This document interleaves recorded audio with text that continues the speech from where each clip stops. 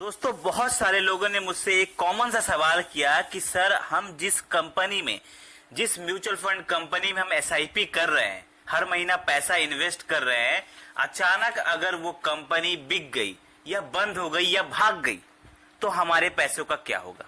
Simple सा सवाल है दोस्तों।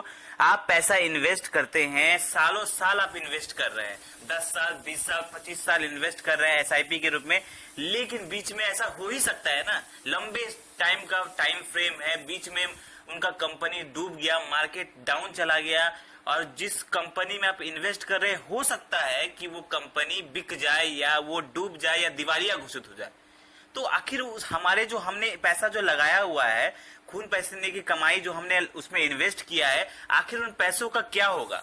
क्या हमें वो पैसे वापस मिलेंगे या हमारा पैसा डूब जाएगा। ऐसा सवाल हमें बहुत सारे लोगों ने हमसे पूछा है। तो आज हम आपको इसी सवाल का जवाब पूरा अच्छा से डिटेल में देंगे और बहुत अच्छे तरीके से आपको स्टेप बाय स्टेप समझाएंगे कि अगर कोई कंपनी बिक जाती है जिसमें आप इन्वेस्ट कर रहे हैं, सालों से आप इन्वेस्ट कर रहे हैं, अचानक वो कंपनी दिवालिया घोषित हो जाती है, बंद हो जाती है, तो आपके इन्वेस्टमेंट का क्या होगा। आपका जो पैसा बना हुआ है उसमें कंपाउंड होके रिटर्न के साथ उन पैसों का क्या होगा। क्या आपको वो पैसा मिलेगा कि पैसा पूरा का पूरा डूब जाएगा, या आधा पैसा मिलेगा, कितना पैसा मिलेगा और कैसे मिलेगा। ठीक है, तो इन सारे सवालों का जवाब आज हम आपको एक ही वीडियो में देंगे। तो वीडियो के लास्ट तक बने रहें, क्योंकि वीडियो बहुत ही इंफॉर्मेटिव होने वाली है आपके इन्वेस्टमेंट के बारे में। अगर आप भी एसआईपी इन्वेस्टमेंट करते हैं या लमसम इन्वेस्टमेंट करते हैं या म्यूचुअल किसी भी तरीके से अगर आप म्यूचुअल फंड में इन्वेस्ट करते हैं, तो ये वीडियो आपके लिए बहुत ज्यादा जरूरी है, क्योंकि ये एक नॉर्मल सा सवाल है जो कि हो ही सकता है। ठीक है, तो चलिए इस वीडियो के लास्ट तक जरूर बने रहे। चलिए इस वीडियो को, बहुत ही इंपॉर्टेंट वीडियो को शुरू करते हैं। तो दोस्तों, सबसे पहले हम बात कर ले कि सपोज कर लीजिए आज से कुछ साल पहले आपने देखा होगा कि कुछ कंपनीज थी जो कि काफी मुश्किल में थी। जैसे आपने यस बैंक को भी देखा होगा कि काफी स्थिति खराब थी, हालांकि बाद में वो रिकवर कर गई। लेकिन ऐसा हाल किसी भी कंपनी के साथ हो सकता है। कोई क्या करता है, एचडीएफसी बैंक के म्यूचुअल फंड में एसआईपी करता है, कोई एक्सिस बैंक के म्यूचुअल फंड में एसआईपी करता है, कोई पराग पारिक इस टाइप के कंपनीज में इन्वेस्ट करता है, कोई बैंक के म्यूचुअल फंड में इन्वेस्ट करता है, कोई कंपनीज के म्यूचुअल फंड में इन्वेस्ट करता है। तो जो म्यूचुअल फंड्स होते हैं, ये कंपनीज होते हैं, ये अचानक बंद भी हो सकती है। इसका पूरा मतलब ऐसा नहीं है कि वो, अब कोई कंपनी तो नस्वर नहीं है ना जो हमेशा चलते रहेगा, कभी ना कभी तो बंद हो ही सकता है ना, कभी ना कभी कुछ ना कुछ हो ही सकता है, अनफोर्सिन सर्कमस्टेंसेस हो जाता है, कुछ अचानक हो गया और कंपनी बंद हो ही सकती है। तो इस हाल में एज अ इन्वेस्टर आपको क्या करना चाहिए और आपको पैसे वापस कैसे मिलेंगे, या मिलेंगे भी या नहीं, इसका जवाब हम आपको देते हैं। तो सबसे पहली बात दोस्तों ये है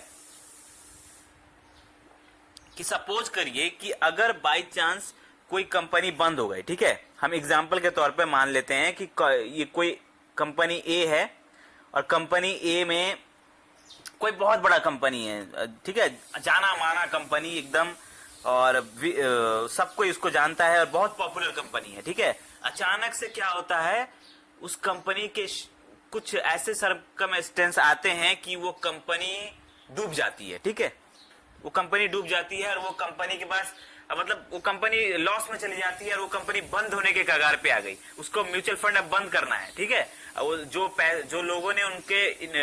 जो लोगों ने उनके एसआईपी किया हुआ है, उनके पैसों में इन्वेस्ट, मतलब उनके फंड में इन्वेस्ट किया हुआ है, वो पैसा अब डूब गया। ठीक है, अब मतलब वो कंपनी के पास, कंपनी की वैल्यू जो है वो गिर गई है और अब उसका क्या है कि अब वो दिवालिया घोषित हो गया। ठीक है, अब आपने क्या किया, इन्वेस्ट करके रखा हुआ उसमें, आप उसमें 10 सालों से इन्वेस्ट कर रहे हैं। अब आप देख रहे हैं कि हाँ भैया पैसा तो हमारा, अब क्या होगा, हम पैसे कैसे निकालेंगे। तो इन सब सर्कमस्टेंसेस के लिए, इन सब सिचुएशन से डील करने के लिए security exchange board of India, यानी कि सेबी, आपने नाम सुना ही होगा, ये सेबी है, security exchange board of India यानी SEBI, यही म्यूचुअल फंड में हर चीज को कंट्रोल करता है। म्यूचुअल फंड हो, स्टॉक मार्केट हो, एसआईपी हो, इन सब चीज को रूल्स एंड रेगुलेशन बनाता है SEBI यानी security exchange board of India. यही हर सारे नियम कानून आपके जो भी फॉलो होते हैं स्टॉक मार्केट पर, उन सारे को यही कंट्रोल करता है।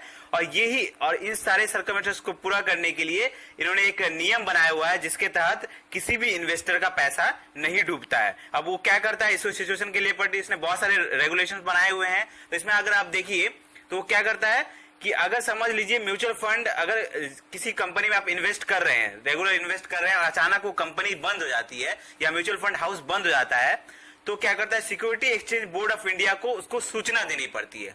मतलब सपोज करिए कि आपने किसी कंपनी में इन्वेस्ट किया, ठीक है। अब आपने किसी कंपनी में इन्वेस्ट किया और अचानक आप इन्वेस्ट कर रहे हैं और अचानक वो कंपनी बंद होने वाली है या दिवालिया घोषित हो गई है, तो क्या करना पड़ेगा, security exchange board of India यानी सेबी को उस कंपनी को सूचना देना पड़ेगा कि हाँ भैया, हमारी जो कंपनी है, हम म्यूचुअल फंड अपने इसको बंद कर रहे हैं। और अगर बाई चांस वो सूचना नहीं देता है तो भी क्या होगा, सेबी उसके ऊपर गाइडलाइंस, उसके ऊपर कार्रवाई कर सकता है। तो क्या होगा, जब वो सूचना देगा उसको कि हाँ बंद हो रहे हैं, तो सेबी की गाइडलाइंस के अनुसार जो भी इन्वेस्टर उसमें इन्वेस्ट करके रखा हुआ है, तो उनका पैसा कंपनीज को लौटाना पड़ता है लास्ट एनएवी रेट के अनुसार। अब ठीक है, अब लास्ट एनएवी रेट क्या है, सपोज करिए कि आप 10 साल से एसआईपी इन्वेस्ट कर रहे हैं, 10 साल से आपने पैसा उसमें आप इन्वेस्ट कर रहे हैं एग्जांपल के तौर पर। तो आप इन्वेस्ट कर रहे थे, जब आप इन्वेस्ट शुरू में कर रहे थे तो एनएवी का रेट समझ लीजिए 10 रुपया था। एनएवी का रेट मतलब क्या होता है, जिस रेट पर आप एसआईपी जब इन्वेस्ट कर रहे हैं तो जिस रेट पर आपको यूनिट मिल रहा है। जब आप एसआईपी में इन्वेस्ट करते हैं तो आपको यूनिट मिलता है। सपोज करिए अगर यूनिट का दाम 10 रुपए है, तो अगर आप 1000 रुपए की एसआईपी करते हैं तो आपको 100 यूनिट मिल जाता है। तो उसी हिसाब से यूनिट का रेट रहता है। तो जब आप इन्वेस्ट करते हैं तो यूनिट का रेट बढ़ते जाता है, फिर उसके बाद 20 रुपए, 30 रुपए, 50 रुपए, ऐसे यूनिट का रेट बढ़ता है और आपका पैसा कंपाउंड होता है और आपको ज्यादा पैसा मिलता है। ठीक है, तो जब कोई म्यूचुअल फंड कंपनी बंद होती है या कोई कंपनी बंद होने वाली होती है, तो जब उसका म्यूचुअल फंड का जो रेट रहता है, लास्ट रेट रहता है। अब सपोज करिए कि आप इन्वेस्ट करे थे 10 रुपए के हिसाब से, 10 रुपए यूनिट के हिसाब से शुरू किया था आपने। अब जब वो बंद होने वाला है उस टाइम उसका रेट चल रहा हुआ है 50 रुपए। तो आपको उसी रेट के हिसाब से जितना आपका पैसा बना रहेगा उसी के अनुसार कंपनीज को आपको पैसा लौटाना पड़ेगा। ठीक है, तो जो भी आपका पैसा है वो आपको पैसा सुरक्षित आपको मिल जाता है, आपका पैसा कहीं जाता नहीं है। इसमें डरने की बात नहीं है कि अगर कोई म्यूचुअल फंड कंपनी बंद हो जाती है तो आपको पैसे का क्या होगा। आपको जो पैसा मिलता है, जैसे जिस टाइम म्यूचुअल फंड कंपनी बंद हो रही है तो क्या होता है कि जिस टाइम तक आपका जितना पैसा बना रहता है, रिटर्न और आपका पैसा इन्वेस्ट दोनों जोड़कर जितना पैसा टोटल वैल्यू है, जितना पैसा आपका दिखा रहा होता है, उतना पैसा आपको कंपनीज को देना पड़ेगा।